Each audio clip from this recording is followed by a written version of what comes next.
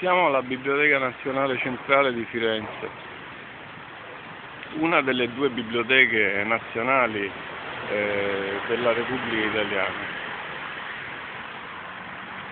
L'altra si trova a Roma, nelle vicinanze della stazione Termini. La Biblioteca Nazionale Centrale conserva e archivia tutte le stampe prodotte nella Repubblica.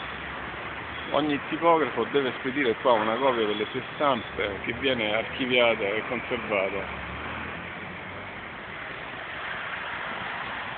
Firenze è la più antica biblioteca nazionale.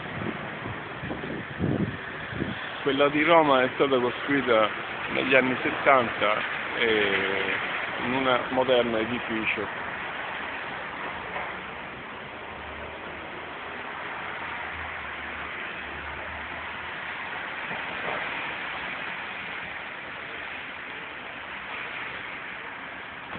Di fronte a noi il fiume di Firenze,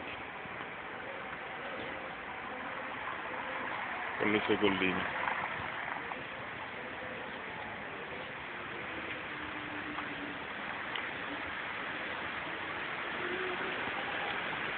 Orario delle visite dal lunedì a venerdì dalle 8:15 alle 19 e sabato dalle 8:15 alle 13:30.